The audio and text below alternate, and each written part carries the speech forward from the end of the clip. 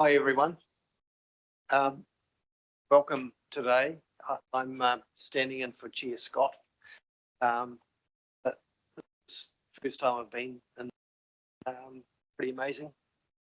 Indeed. I think James Cagle's on his way. Actually, I saw he. Okay. I'll say a Karakia to start with, and then we'll get underway.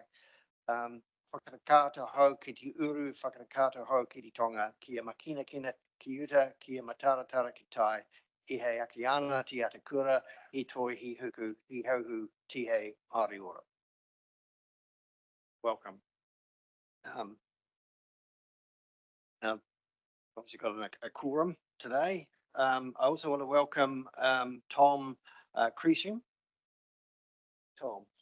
Hi, Tom. Welcome.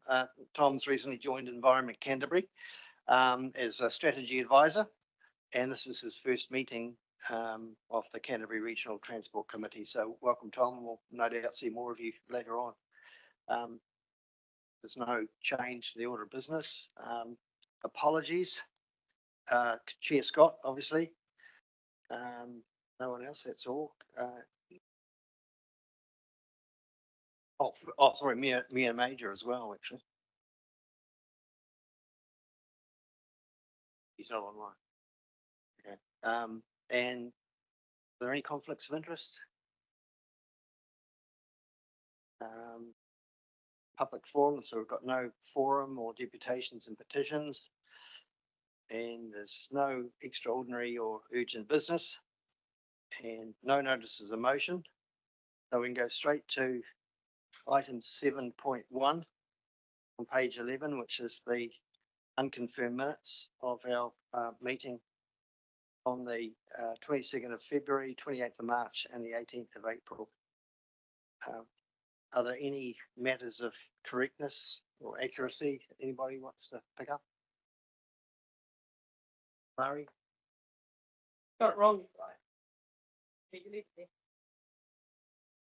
Is it going to go green? Oh, I'm on. Oh, I'm on. Okay. I guess I just wanted to express my disappointment around.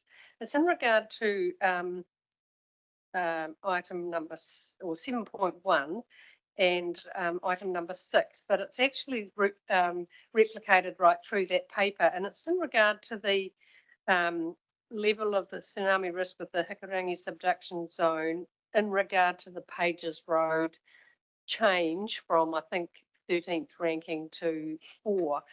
I'm just not, to the reader of this report, I'm not sure whether that's perhaps the correct messaging. I know it's about getting people out in the event of, but if we consider the effect of the Hikurangi subduction zone earthquake, there's probably a much greater risk to other matters of infrastructure, and I guess I'm talking about the Inland Road Bridge as my reference, but I do feel concerned about the manner and the way that's recorded here in these minutes, and I don't expect it to be overruled or changed, but I just wanted to express my feeling of disappointment about the manner or the way this was recorded. Okay, thank you. Could you just clarify which page you're on? Oh, I'm on page, I'm not sure, there's a couple of pages there, 2 of 5 or 19 of 123. If that makes sense? Yeah, 2 of 5. And but it's referred to that over the page on page 4 of 5, and also again on page 5 of 5 of that same minutes of accuracy. And I'm just not sure whether that's a fair or an appropriate reflection of the reason why Pages Road Bridge was actually improved from its previous ranking to the 4th ranking position. I think what we'll do is we'll just check that was an accurate minute. Okay, so this one here. It's one. Okay.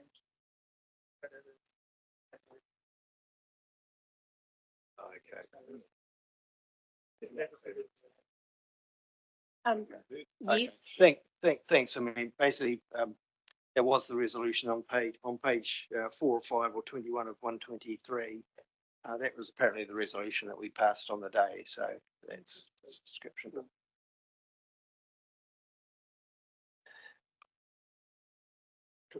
Leah, would you like to come and maybe just talk to us about that I'm again? sorry to be a nuisance, but I just No, think, it's okay. you know, I remember you discussing it. yeah, and I don't, in my opinion, and I know this will be the resolution, but actually I think it could have been worded perhaps differently as a minute of accuracy about the why.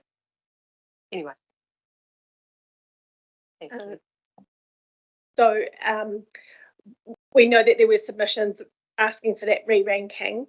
If the new evidence that was provided by City Council had not also been included in the ranking process that TOG did, then that the likely advice from staff would have been not to change the ranking. So it was that combination of the new evidence that supported that, because the scope of the review didn't cover resilience. We didn't have new information on those other resilience risks, like the AF8 risk, which going into the 2027 RLTP, we will have that information. So those rankings may well change again in the 2027 when we update the evidence base with all of the new resilience risks. Does that help clarify why it's written in that way to capture both? I guess, yeah, I guess I was expecting that response, you know, but that's okay. But I just, from my own perspective, and I know I'm stating that, but actually, of course, there will be new information that might mean that something like the Leader Road, which by the very nature of its position, I would like to think that that would also have some factor of the net effect of, you know, a significant earthquake, which is being cited here as a reasoning. So that's what I'm struggling with, and I just wanted to put that on the table. Thanks. Thank you, Mark. Craig, do you have that one, I think. It's just one thing I wanted to ask about was, you know, we had two very passionate young ladies come and present to us at the last meeting around school buses and the seatbelts on school buses. And I think it's just a brush off, just to give them a letter and say thanks for coming. Surely we can do something more. That, like, this is an absolutely critical problem. And I totally agree with them. Said you're not allowed to put your child in the car at 100k, but you're allowed to put it on a bus and drive down the highway at 100k with no safety belts whatsoever.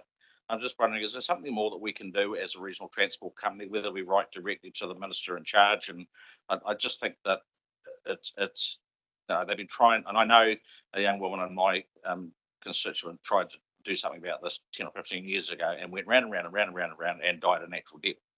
And I can see the same thing happening again here unless we get on and actually push it and do something about it.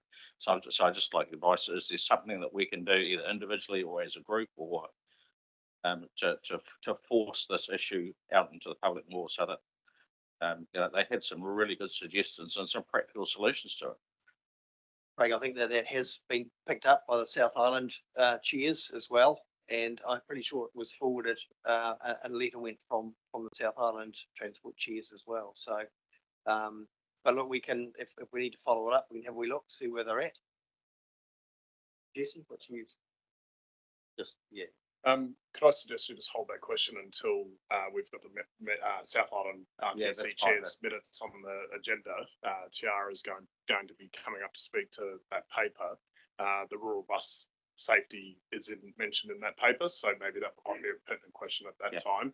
And Tiara will be able to give you a bit of an update on where we're at with that work as well. Thank you. Yep. Okay. So, no other issues with these minutes. In that case, can I have someone who'd like to move those? Craig, Neil, thank you. All those in favour, please say aye. Against, carried. Thank you. We'll now move on to item 8.1, which is the resolution status report.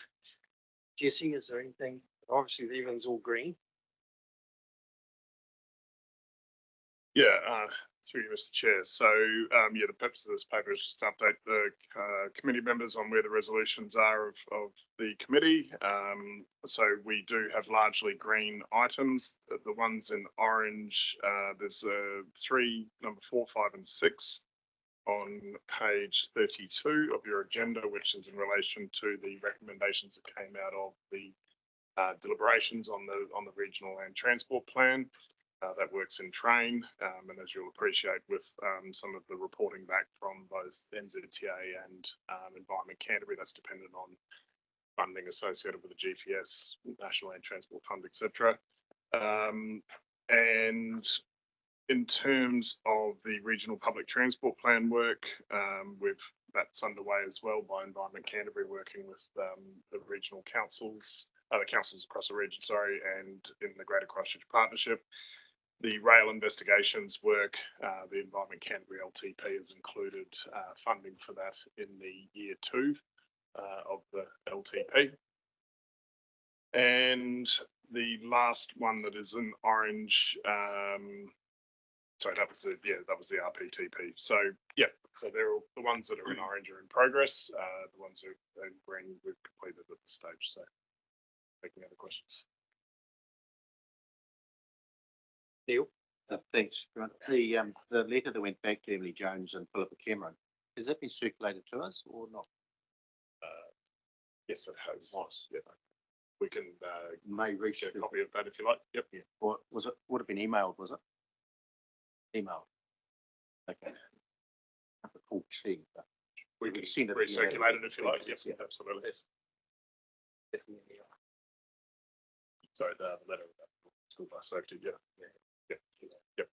we can recirculate that. All right. Are there any further questions of clarification on this report? No? Thanks, Jesse. Well, I'll first put the motion and then we'll discussion if there is any more. And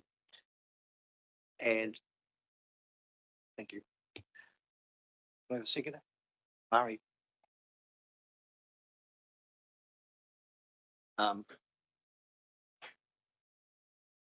So that the Regional Transport Committee notes the status of previous resolutions provided in the Canterbury Regional Transport Committee Resolution Status Report. Any further discussion? None. All those in favour, please say aye. Against? Carried. Thank you. We'll move on to item 8. James, welcome. We figured you might be sort of sussing out what was in the budget for us, but anyway.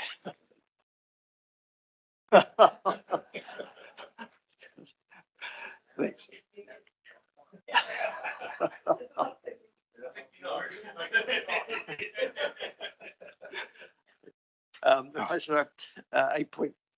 So 8.2, sorry. 8.2, and this is an item on the variation of the Canterbury Regional Land Transport Plan from NZTA. And Claire, would you like to come to the table? And Chad Barker is Chad. Chad, hello. Hi, Joe. Welcome. If you guys like to just give us a bit of a briefing on that. Yeah, I can kick it off, Chad, if you like. Yep. Sure. I think James was going to some introductory words for us as well. Cool. So if I crack in what it means from an RLTP perspective, and then Whakakapi can cover off their work program. So in terms of the RLTP that has been approved, we now have a variation for you to consider. So under the Act, and any approved organisation can propose a variation to the RLTP, and there needs to be a good reason that exists for making the variation, and you also need to consider if that variation is significant and requires consultation, or if it is just a material change and can be approved by the committee without consultation. So staff advice on this particular change to the work program. We've gone through the significance policy and looked at each activity in terms of its significance. There are some material changes. There are also some changes that are not material, but are included in their work program update that we've included for completeness, which in and of themselves wouldn't necessarily be tabled with you, but the material changes are itemised for your consideration. And so if there is some large figures in there, which may make you think that that would warrant consultation, but the significant policy does enable changes to costings if it doesn't materially impact the benefit that's going to be achieved from that activity. So that's kind of the state of play. So I'm happy to take any questions on the RLTP policy kind of aspect now, and then if we want to cover off the actual work program changes, and that could be. Any questions? Yeah. Neil? It's just a question, $200 million. Is that an extra 200 mil or less 200 mil or the same 200 mil, which is rearranged? Oh, so the 200 million in terms of the maintenance formula is less, my understanding. There's less money going into, is it what you're saying, or? So we'll No. kick that. Chad can correct me when I Can get I the respond detail to that? wrong. Yeah, no, so I think we're currently spending about 75 million per year on maintenance. We're looking to boost that significantly by about 40 million per year going forward. And when we were doing our getting our national program together, there was an error in their spreadsheet formula. So there was another sort of 200 million across the 10-year program allocated to our maintenance and operations budget. So it just gave you the wrong numbers to populate the RLTP. All we're doing is we're correcting the numbers. It's not an intention to spend. We're not now intending to spend less than we advised. In actuality, it's just that the numbers that were pulled through at the RLTP are wrong. So we're just giving you the correct numbers.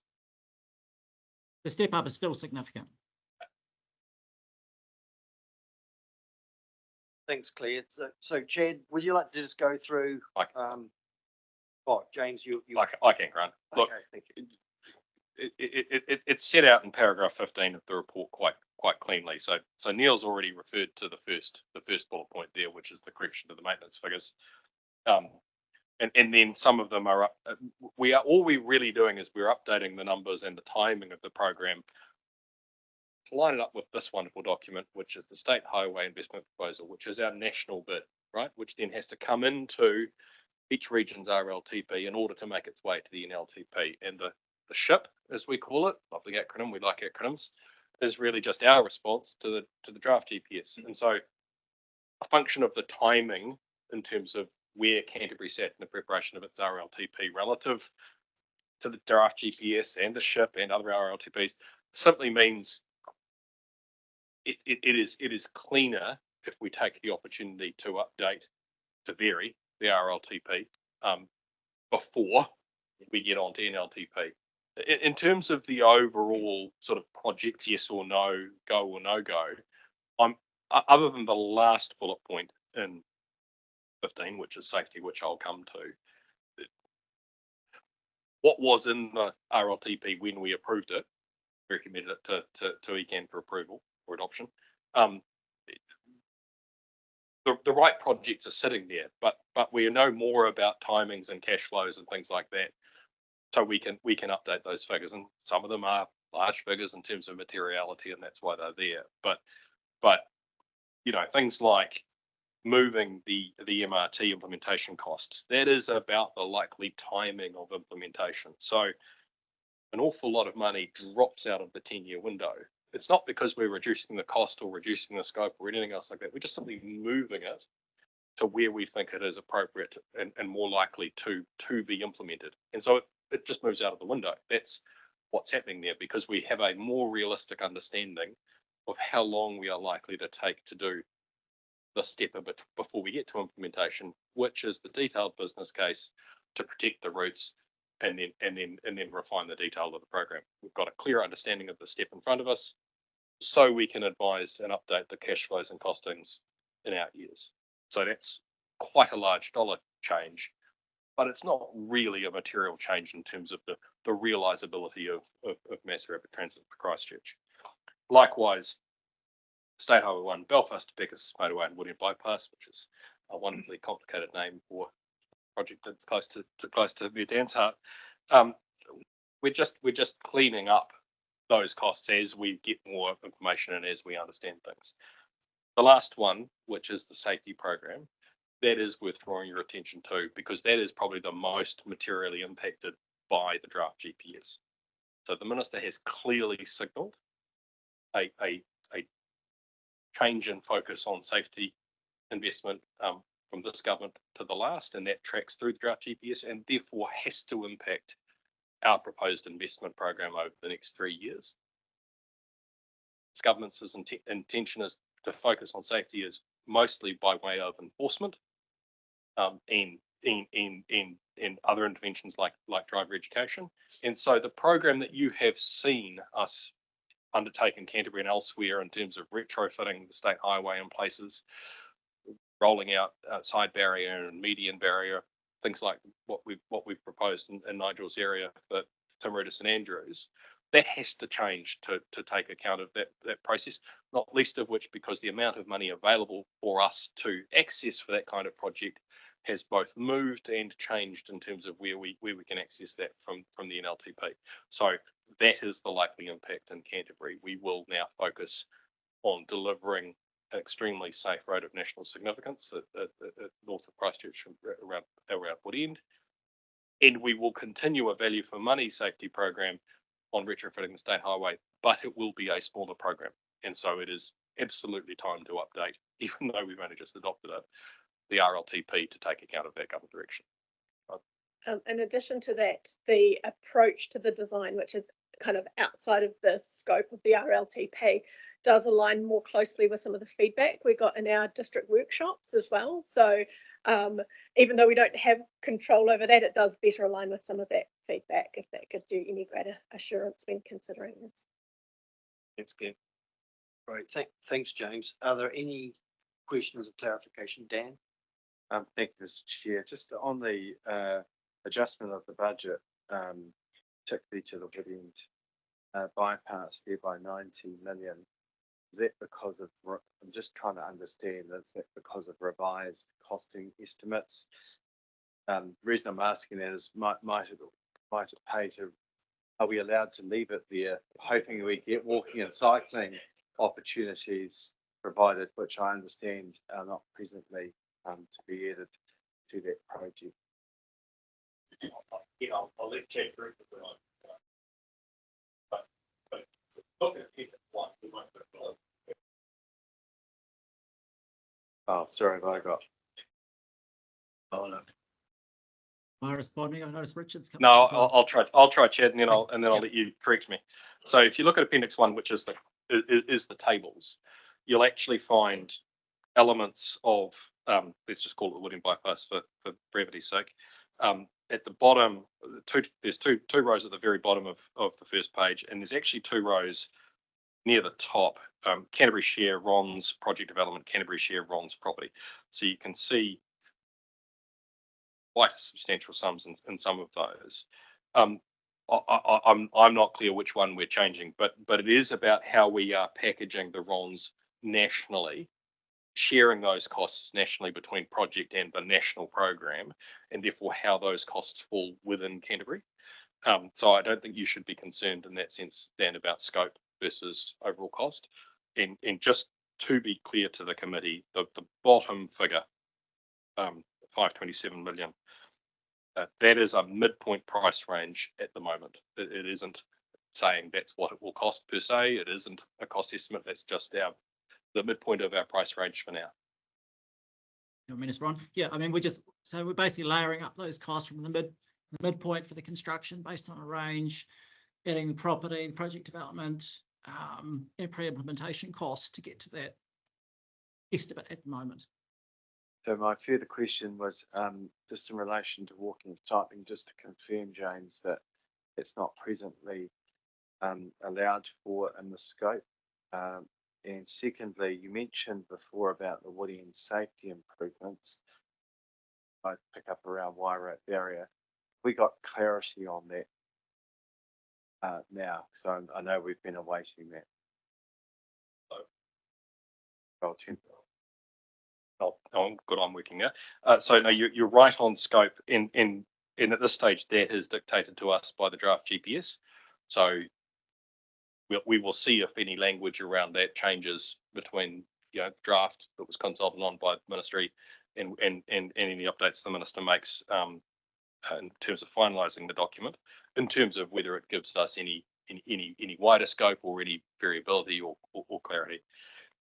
On the second point with regard to the safety improvements, ultimately we are building the value for money safety program at a national level, and we will have to work out, as we all do through to September and the launch of the NLTP, how much we have to play with, both nationally, but then how much that means we can bring in and prioritise in Canterbury to have a final answer for you. I'm sorry, Dan.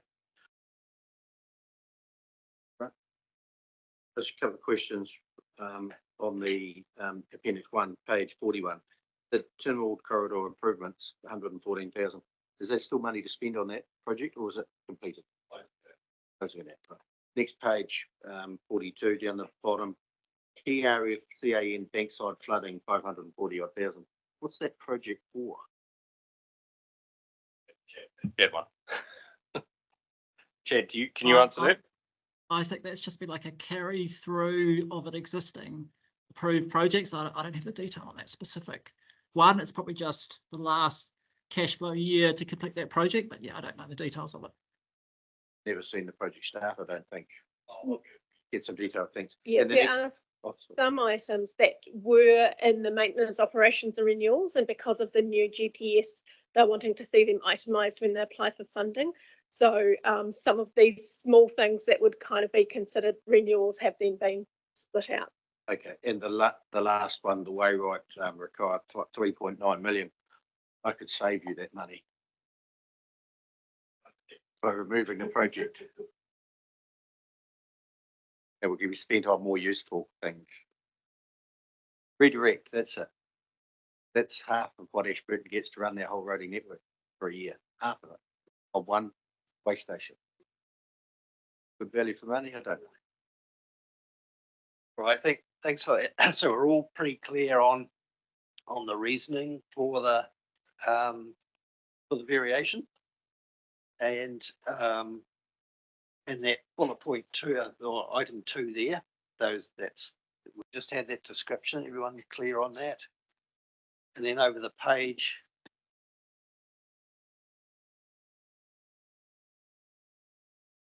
Item 3 agrees that variation's not significant in the explanation that we've been given. Everything's substantially the same, just conveying an alignment, an aligned level of benefit. And the other thing we're being asked to look at is agrees to vary the regional transport plan with this updated work program, and the variation that's just been described. And my understanding is that the looking at item 8, clause 8 on page 38, the idea is incorporating these variations, if they're approved, into the RLTP before it can be published and circulated to everybody, and then we don't have to. Then it's sort of like a done deal for that. Is that correctly? So in terms of timings for the variation, the variations can then be considered as part of NLTF funding. Yeah. Right. Thank you. Another question, Grant. Yeah. Okay. On appendix 1, attachment 8.3.1, it's the Christchurch City Council work program, and it looks like their whole work program. So why is it back here so soon? And have those numbers gone up or down? Or why didn't they do the job properly the first time, like the rest of the TAs have done? Or am I getting that wrong? Oh, that's the next paper. Sorry. Right. Mine's a loose page. I thought it was over there. Oh, no. Yeah, so that'll be variation. That's fun to think. Variation number 2. Well, what I'll do, I'll, now there's no further questions on 8.2, I'll put the motion and then any further discussion and then we'll vote on it. So that's the motion. I won't read it all out. So we're looking at a variation from NZTA for item 1 and through to 1.1 to 1.4, item 2, 3, 4, and finally 5, that we're recommending this variation to the Canterbury Regional Council for approval without modification. So I have a mover, Mayor Broughton, seconded Mayor Gordon. Any further discussion? No further discussion. All those in favour, please say aye. Against? Carried. Thank you. Move to, thanks Claire, you're staying at the table. We'll move to item 8.3, which is a variation to the Canterbury Regional Land Transport Plan from the Christchurch City Council. And who we have online? Emily Taylor. And Emily's with the City Council. Hi, Emily, welcome. Yes. Thank you. So maybe Claire, if you'd like to start, and then Emily follow up. Yes, so again, City Council has reviewed their work program as part of their LTP, as everybody kind of does. And so we've gone through their work program and determined if there were any material changes that the committee needed to consider. And so there are 2 material changes that are before you to consider, and you have to consider if there's a good reason that exists for varying the plan, and that variation is not significant or requires consultation, but that can be made by the committee. Based on the assessment using the significance policies, we recommend that it's not significant. Most of the changes relate to sort of different intersections, small kind of locally important improvements in that kind of $2 million sort of space, although they have been itemised out in their work program in terms of what goes into the funding system for TO, but that doesn't necessarily have to get itemised out in the RLTP. So overall, some of these are just local decisions that have been made. So it's just adjustment to those improvements. And then there has been a swapping of the major cycle routes. So we had noted in the RLTP, we had the 2021 major cycle routes there. And so what's coming in is they've moved forward cycle routes. And so that is a material change. But the activities are substantially the same as what is reflected in the RLTP currently, with the same alignment and benefit. So if there's any other, well, we've just included the whole work program for completeness, but those are the material changes for your consideration, and Emily can speak more to that if there are any questions. Thanks, Emily. And we've got a question first of all from Mayor Gordon. Mm-hmm. Thank you. I just being clear, because we haven't got Mayor Phil here today, but does Mayor Phil and the team support this variation? Yes, he's been briefed. Right, and he's supportive of that? Yes, he is. Thank you. Oh, yeah. So if I may add to, through you, Mr. Chair, what Claire has said, we have the program that went into the RLTP was based on a very early draft. Our council has, like yours, needed to make a number of changes, and this reflects the changes that went out for consultation that we've had hearings about since. Thanks, Emily. Any questions of Emily? Yeah, so the dollars number stayed the same, went up or went down, total dollars? It went up slightly, a $30 million increase. That is a reflection of the Wheels to Wings major cycleway and a corridor improvement project. Bearing in mind this is still draft, it is entirely possible that these projects will not proceed. We don't have clarity and certainty on that yet. Full 30 million Yep. Right. That's a lotto win.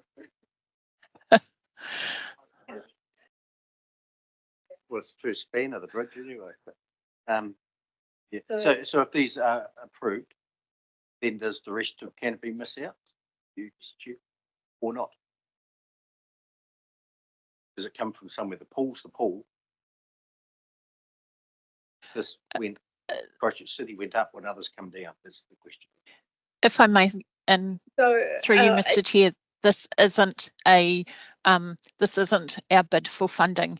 We seek funding just like every other council. This is a reflection of our current draft capital program, and we have put more money into transport as part of our capital program.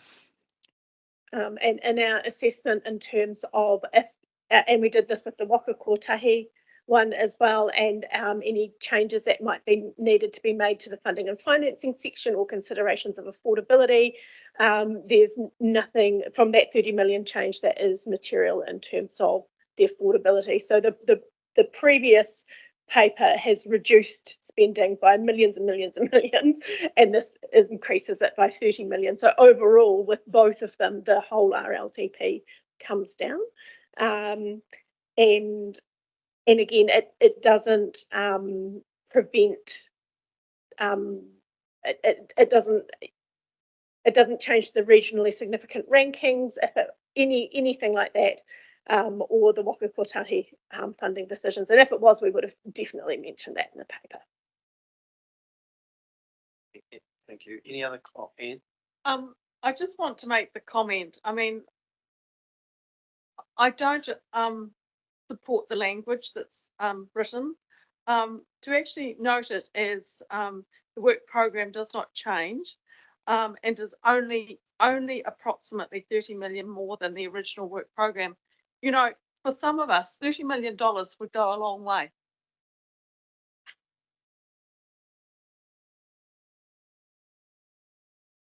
Thanks, Sam.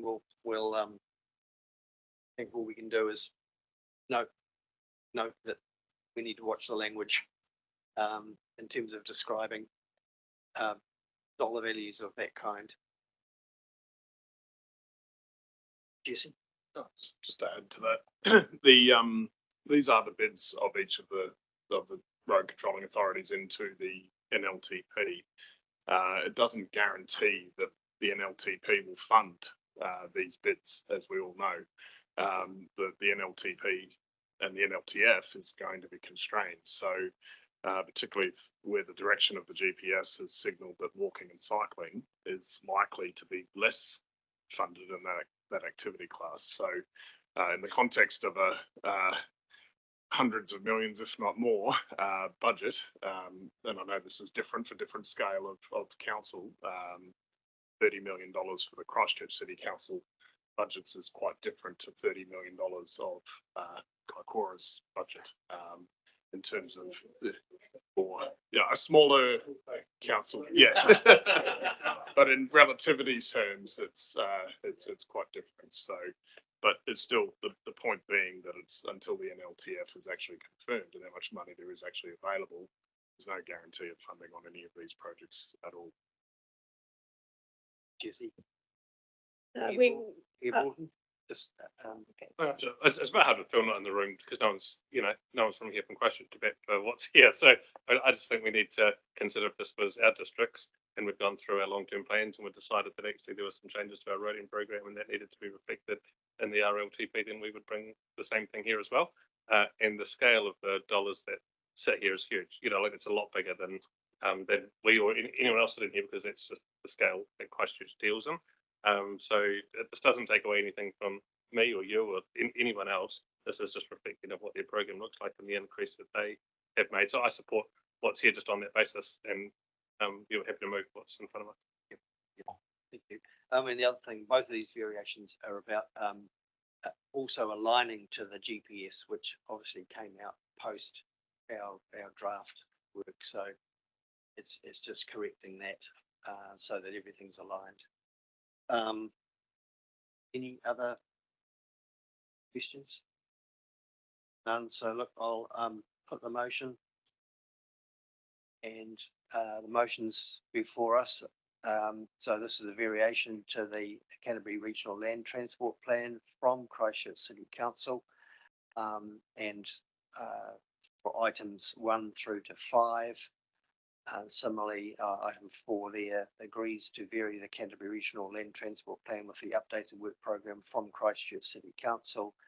And 5 recommends this variation to the Canterbury Regional Council for approval without modifications. So have a mover. Sam, thank you. Second, Nigel, thank you very much. Any further discussion?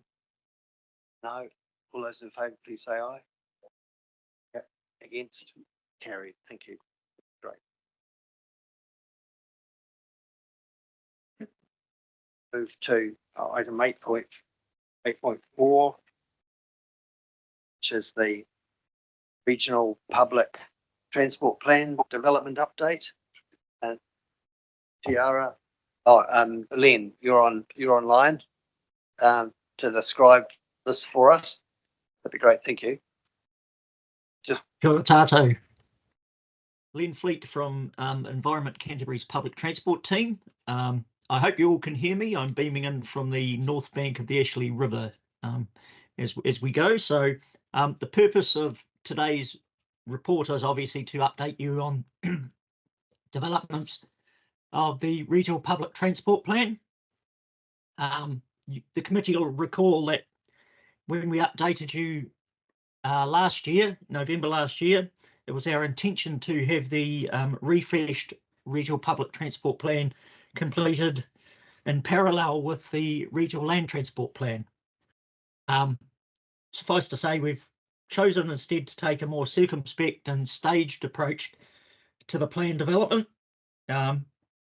Through the sterling work of Tiara Thorby, we've been able to link in to the Regional Transport Officers Group, and they've been designated for the purposes of the plan development as our subject matter experts as we work through the plan refresh process. We've been using the TOG membership to provide us with if you like, a conduit into the thoughts and desires of the districts in the region, and to get their input into the refresh document as we've gone through the process of releasing the stage document to them.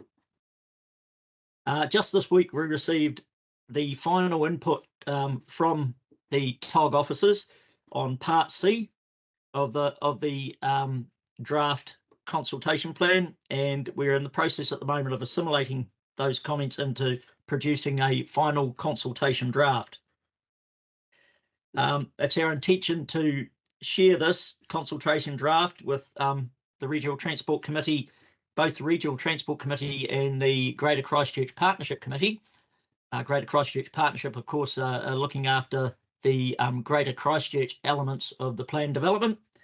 And our intention is to have the consultation draft with you in time for your next meeting in late August.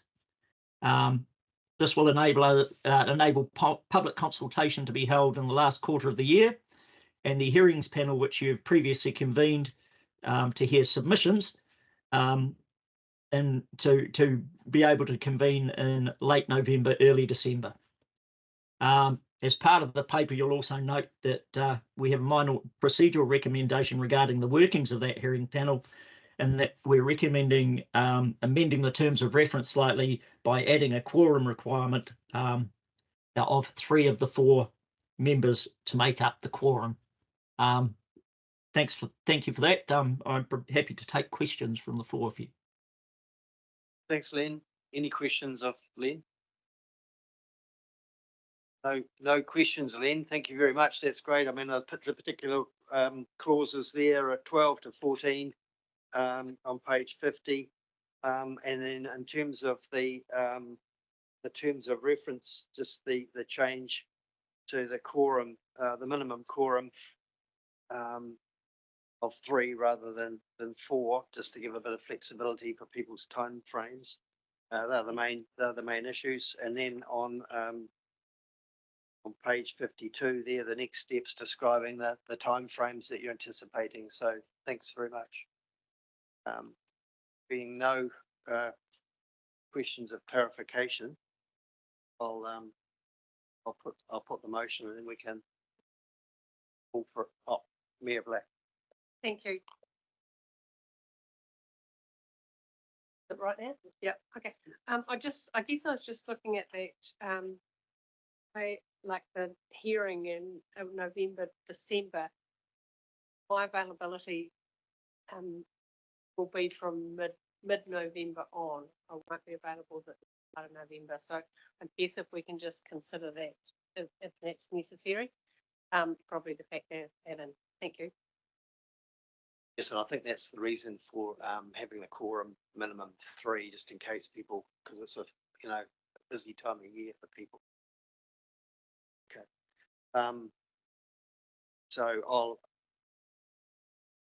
a motion and so those 3 terms up there. Notes the update, the progress and development of the Canterbury Regional Public Transport Plan 25 to 35. Notes the proposed dates for public consultation hearings, deliberations and adoption of the transport plan, and agrees to the recommended approach of adding a minimum quorum number in the Canterbury Regional Public Transport Plans hearings panel terms reference. So have a mover.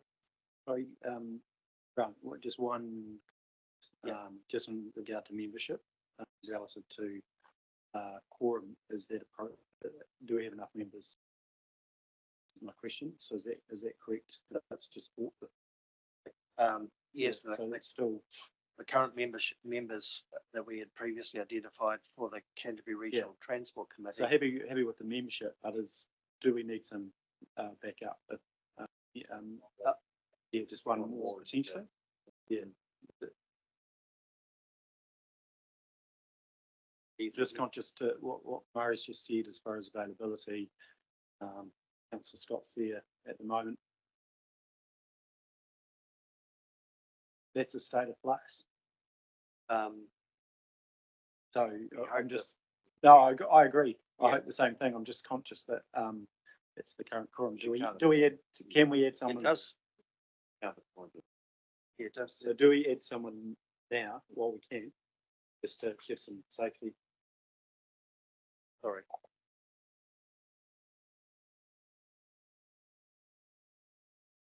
Okay, if we keep it the same at the moment. Yeah, we're still early on. And then come back in August if there seems to be something. I think there's probably some benefit in pushing it to 5 anyway.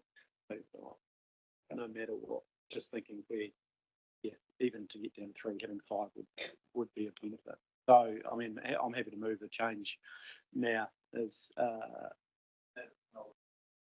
no, I don't know. I struggle to keep up with the weekend's rules. Just focus on my own. So I'll ask the question. Yeah, it would just be a move an amendment. Can you move an amendment? Would you want to? Yeah. Happy for you to know the next meeting. Yeah. If we have that ready to go in August at our August meeting as a resolution to now that we know the feedback. Yeah.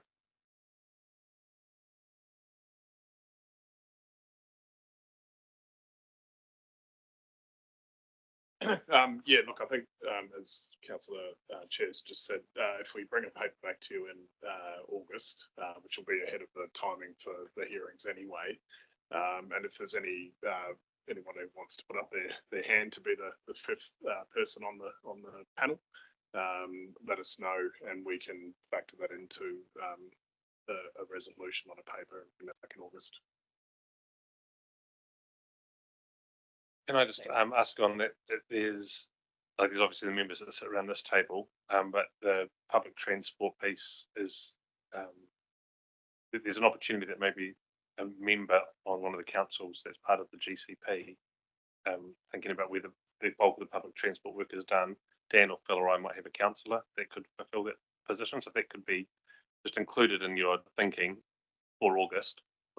if that's going to be acceptable to the rest of the members, then it's not trying to get one of the 10 of us to fill that other hole. It's that there'd be some other councillors that might want to do it. I'd suggest maybe an offline conversation where we can work through those details, and if you're happy with the name and a person, we can factor that into a resolution, bring it back in August.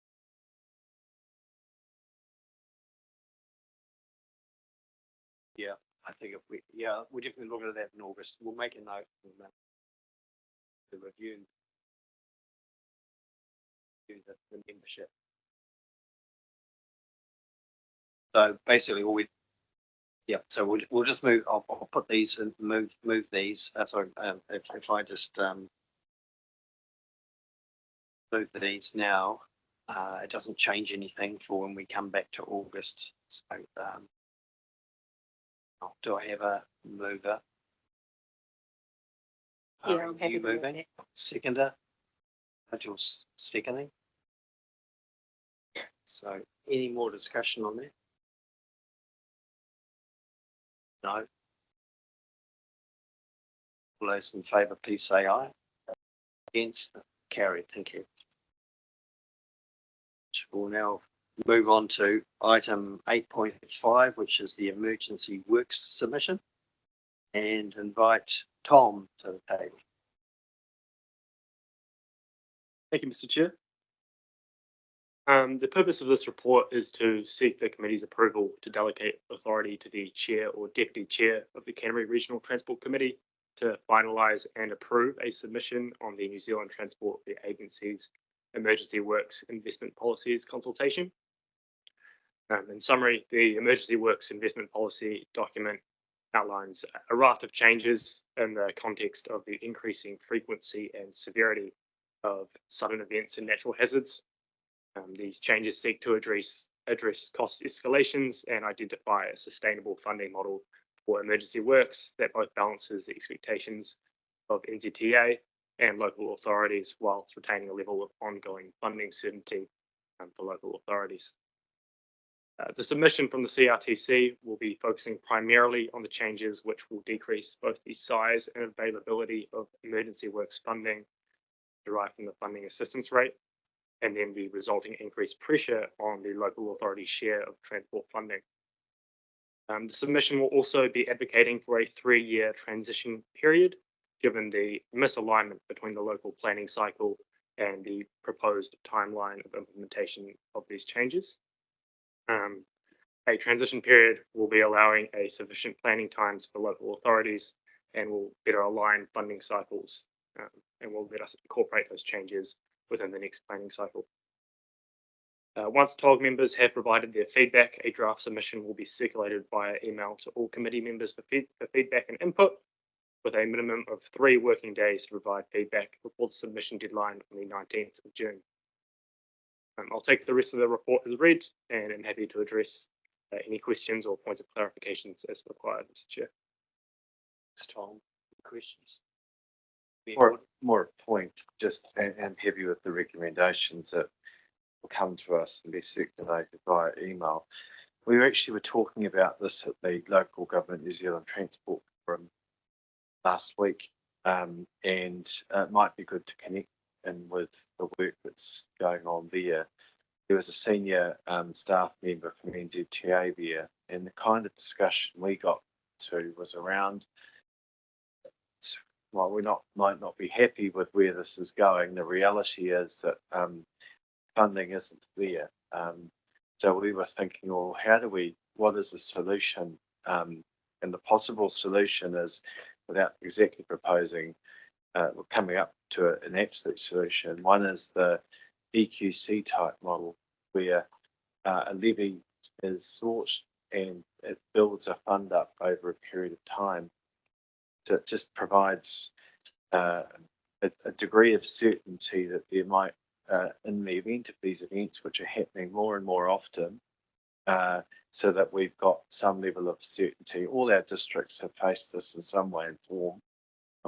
My own district was almost 5 million last year, let alone the other years that we're constantly looking for filling that gap with these events. So it was thought that might be something that that the government might be attracted to.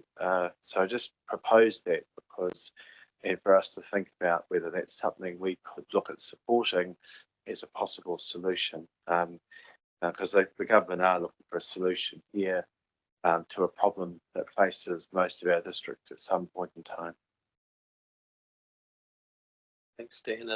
Any other? Neil, and then Yeah, James. I like Dan's idea, what's the developing, it's worth exploring, I think, it's good. But the two top bullet points, changing the threshold from 1 to 10-year event to 1 to 20. That's, who's gonna pay? And then taking the, typically the VAR rate plus 10%, from the current plus 20%. Well, the, doesn't come from that fund, who pays? The ratepayer pays. Have they got the money? Probably not. It's just robbing Peter to pay Paul, and it's probably better the way it was. Or if there's a submission to go in, go the dead opposite. The 1 and 2-year event, 1 and 10-year event goes to a 1 and 5-year event qualifies, and then VAR rate plus 20, VAR rate plus 30. So then government pays for events that hit small communities more because the communities can't afford it. And this is just the dead opposite, taking it on the communities who have suffered the loss and charge them more. James. So just to Neil's point, not that I think I need to defend the consultation because we genuinely do want to hear from you, but it is worth being clear. Our board has a statutory duty to stay solvent. We can't raise more money. So the fundamental choice is either change the terms under which we pay out on emergency works, or hold back more money for emergency works and approve fewer programs in a 3-year period. You know, so if we see that we are going to have to pay more out, we could approve less and hold larger reserves. But the board has to stay solvent. That's their statutory requirement. Crown paying is an additional avenue, and that's an additional conversation, but that isn't something we can control.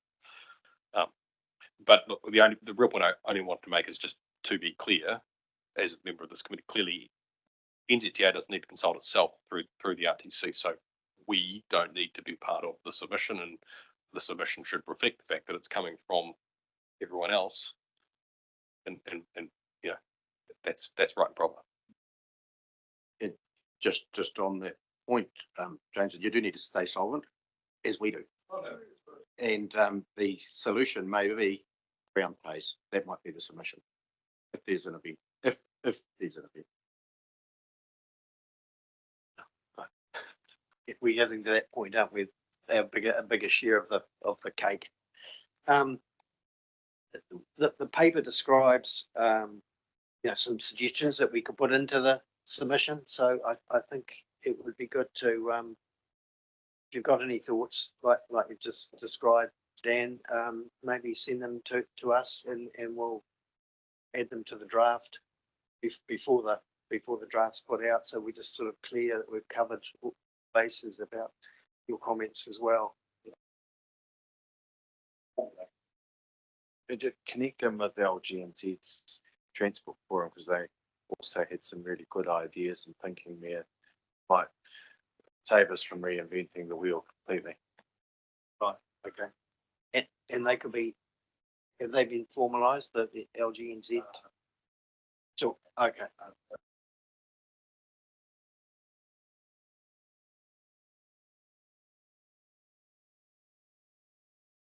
Yeah, that'd be great. Okay. I think what we'll do is we'll work with you and as chair and deputy chair, and we'll work and we'll liaise with people during the preparation of the draft of further circulation to everybody, and then we'll go from there. But I mean, the general gist of it is that it's money is tight, and need to make a good case like we have tried to do with the GPS. Okay. No further questions of clarification, then put the motion in with any further discussion if anybody thinks it's something. that we delegate the authority to the chair or the deputy chair of the Canterbury Regional Transport Committee to approve a submission to the NZTA on the emergency works investment policies consultation on behalf of the committee prior to the consultation closing date. So we haven't got a lot of time. And 2, agrees that the draft submission will be circulated via email to all Canterbury Regional Transport Committee members for feedback and input, with a minimum of 3 working days to provide feedback. Do I have any further discussion on that? Yeah, Gordon moved and you brought in second. No further discussion, so all those in favour please say aye. Against, carried. I just note, James, your comment too on that last bullet point that you won't need to be. Okay, so we'll move to item 8.6, which is an update of the minutes from the South Island Regional Transport Committee Chairs Group on the 15th of April. And Tiara will just present these to us. Thanks, Tiara.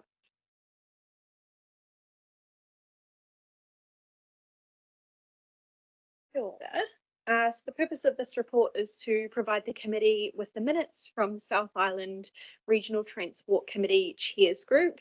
The meeting was on the 15th of April. Key topics that were discussed at this meeting were the draft GPS, submissions that each of the councils had made. Ministry of Transport officers also provided us with their thinking through the GPS and kind of talked us through a bit of the planned activity class spectrums.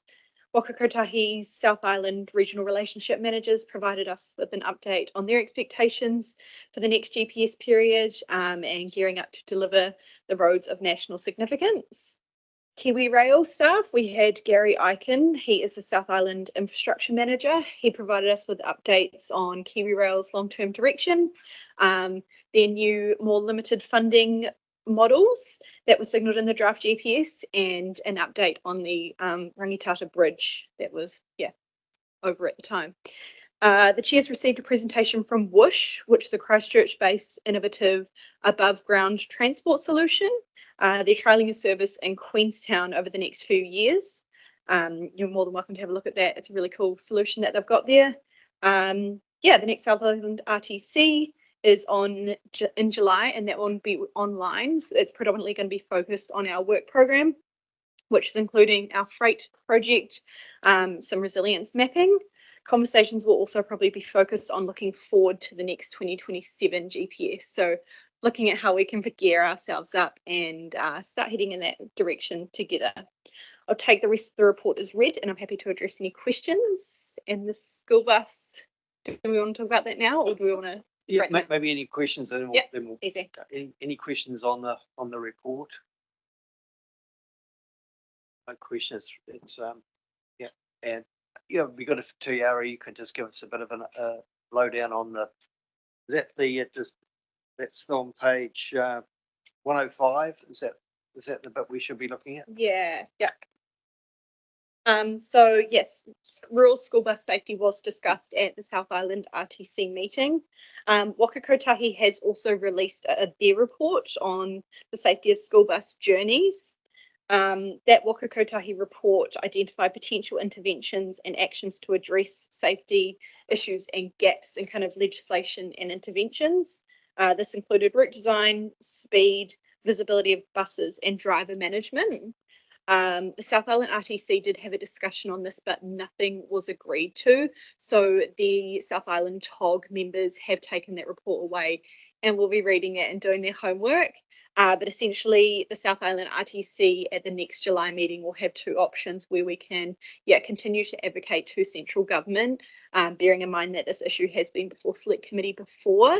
Also, we can discuss how, as regional transport, as regional public transport providers, we can look to collectively have a look at our contracts and see what clauses can be changed as a collective or as individuals. So that will be decided at the July meeting. happy to take any questions on that. as Tiara. well. Mayor Rowley, if you got any, Yeah, I guess it's just making sure that we follow up on this to make sure that something actually happens. Because I know it's been kicked from pillar to post for the last 20 years, this question, particularly around school bus restraints in particular, and also solid. So I just want to make sure that we just keep tracking it along to make sure that we can go back to those two young ladies who presented to us and say, you're actually getting some movement on the ground, rather than it just going around the circles. Thanks. Appreciate that. Craig, we'll go to Neil. Yeah, And then Anne. I asked earlier about the letter that was circulated. I've found it, so it has been circulated, which is great. Yeah. But and I read the last paragraph. We'll seek advice from staff on changes that can be made within the region in the context of the issues you have raised with us and how we can best advocate for central government for legislation change. I would note that we're also having discussions through the South Island Regional Transport Committee Chairs Group about how these safety issues could be best addressed from a South Island perspective. So we said we will do something, and we've sent it to this group, the chairs, so now they need to pick it up and do something. Is it like, I believe, because that's what we said to the letter to the girls we would do. Yes. And I'm just asking about the report from NZTA on the school buses. Is that available? Yes, that's public. Okay. Yeah. Thank you. That'd be, yeah, much appreciated. Thank you. Any further questions? Clarification? Jane, Jesse? I just add just that Councillor Kate Wilson from Otago Regional Council has been tasked by the South Island RTC chairs to take that conversation forward with Philippa Cameron and Emily. Jones. Jones was the last name. Sorry, apologies. To take that conversation forward, it originated down in Otago. The whole conversation around this. And Councillor Scott is also keen to continue that advocacy as well with Philippa Cameron in particular in Timaru. So yeah, so we'll definitely keep rounding back to them to make sure that we're keeping them informed of the progress going forward. And just if I may, Tiara, you can remind me but we also had this discussion at the Regional Road Safety Committee as well. So, it is actually touching the influential opportunities that might come back from this. So I guess it's just rounding to a point where we can find the best place to provide the advocacy. Yep. Thanks, Tiara. Thanks so much. I just want to say it's, I know James was at the meeting as well. In particular, the committee wasn't, we were concerned about a number of things in terms of the GPS at the time. And page 103 sort of describes a few things that concerned us. In particular, the fact that the transport portfolio and the GPS excluded rail and coastal shipping. And the effect of this, what the effect would this be on heavier freight on our roads. And I know that on page 102, for example, the last bullet point from Kiwi Rail update was that in the longer term, without rail, there'd been estimated 50,000 more trucks on the road, presumably carrying freight. So, it's huge impact. So that's disappointing. And we also questioned the reduction of funds to cycling and walking activity class, and this restriction on modal change, encouraging modal crossover of the activity class. And then also, of course, the concerns about the effects of climate change and where the funding is going to come from for resilience planning, which we just talked about in the last item. Ministry of Transport team did talk about, revenue, changes to revenue. How could you get more revenue for these things? Pedestrian charges, road tolling, all that sort of stuff. But it seems to be probably a national response. but anyway, but they did in terms of the RONs, the Hope bypass and the Belfast Pegasus motorway and the Wood End bypass are the only two South Island projects that seem to be on the agenda. And the Ashburton Bridge is not on the RONs. That's still the case, isn't it? And not have any funding outside of maintenance. So, yeah, pretty grim, really, for us, for the South Island. And the feeling was that we'd been sidelined in terms of significant funding, but we've all of our submissions pretty much said those things as well. Anyway, look, I'll put the motion that we receive the minutes of the 15th of April meeting of the South Island Regional Transport Committee Chairs Group, Boover, Anne Monroe, and seconded Neil Brown. No further discussion. All those in favour, please say aye. Against, carried. Thank you. 8.7. That's this is a report from the chair. Some of these things were undertaken by Chair Scott as well, but yeah, just some things there that it's just receiving a report on some issues. Obviously, the GPS.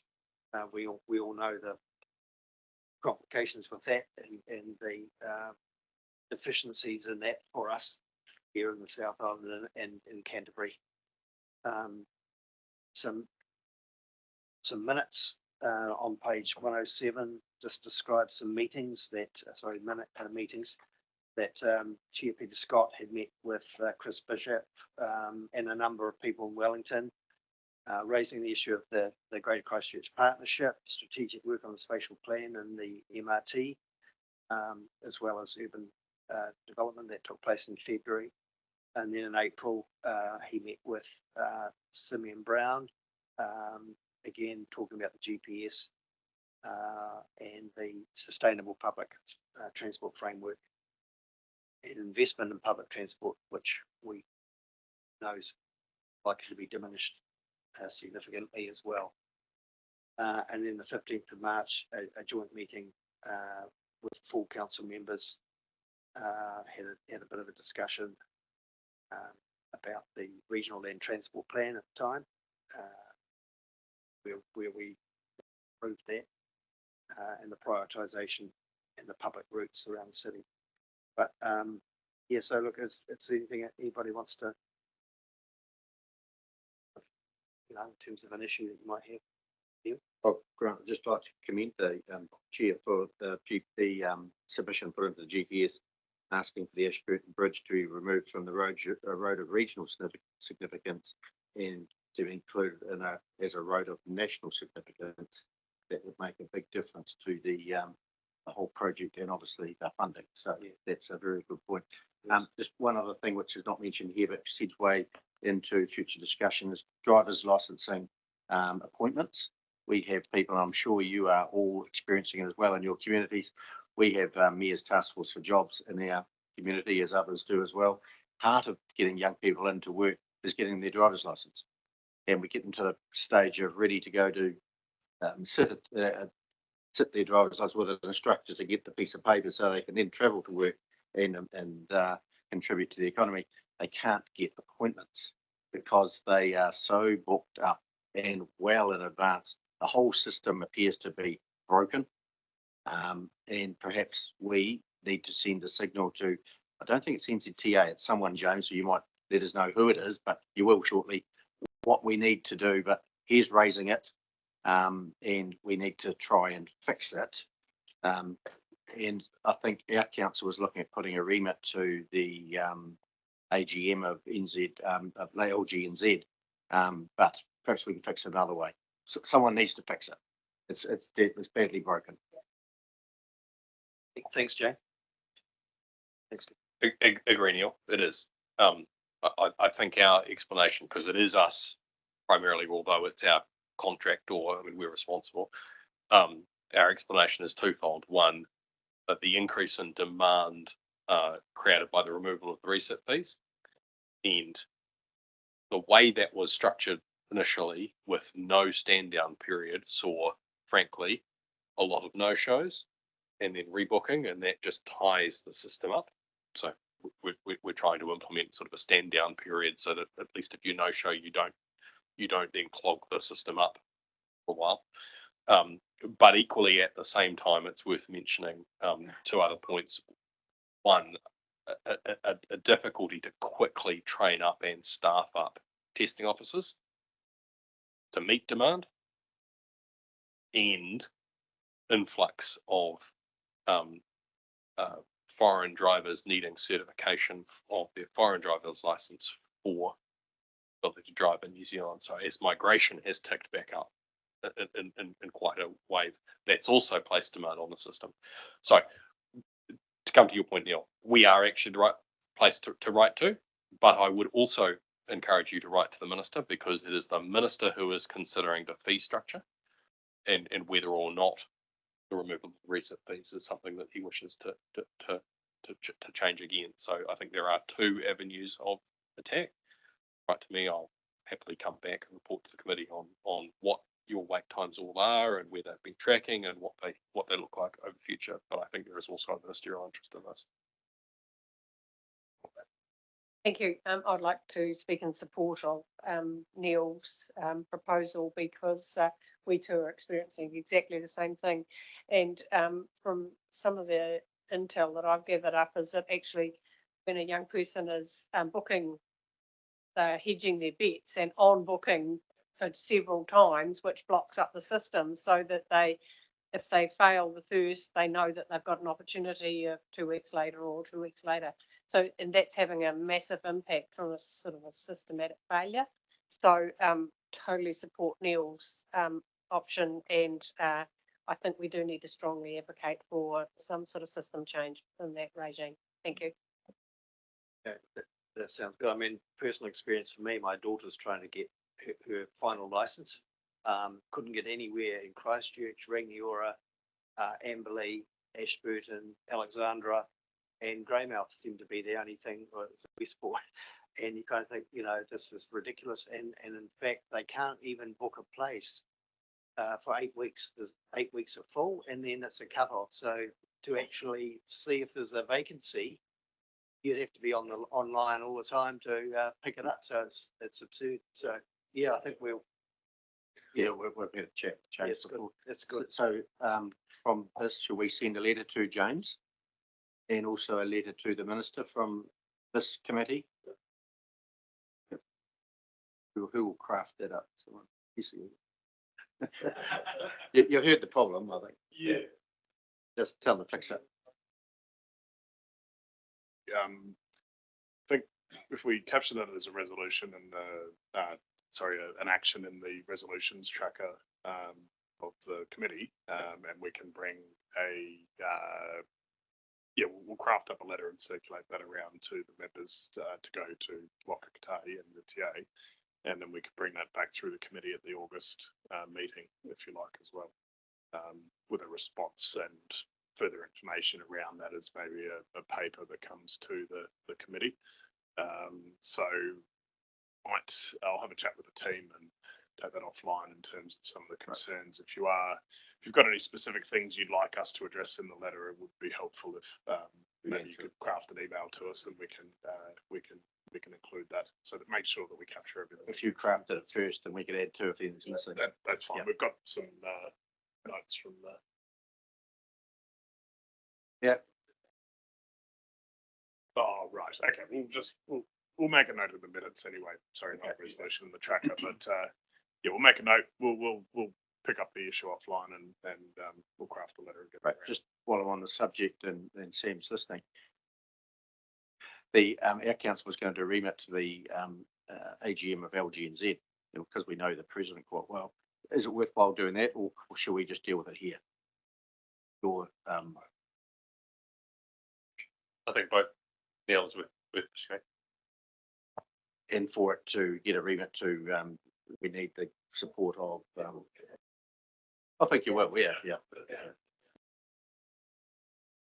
It's less expensive than the last one. Sorry, through you, Mr. Chair. It's less expensive than the last one you wanted us to support. Yeah. It doesn't cost 130 million, so happy to support.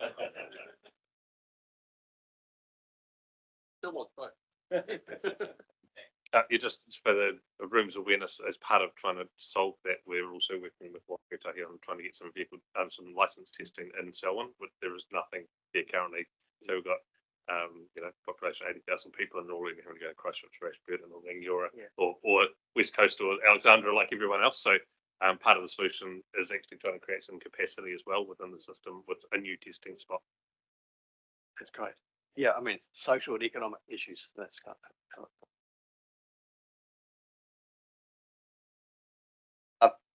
I'll put this, receives the report from the chair of the Canterbury Regional Transport Committee. I have a mover, Bowen, sorry, and Michael. Thank you. All those in favour, please say aye. Against, carried. So we'll now move into public excluded. So I have a mover. Bowen, Ian Munro. Favour, please say aye. It's carried. Thank you. Thanks, Liz. We're now back into the main meeting, and the next meeting is to be held on the 29th of August. Any changes to that will notify people. So I'll know that the meeting is now closed. I'll just close it with a karakia. Anuhia, anuhia, anuhia, ki turu tapanui otane, kia watia, kia mama, tina ko, tina tinana, barua, ki ara takata, koia e ronga, whakaaria, aki hunga, na tina huie huie takio. Thank you very much.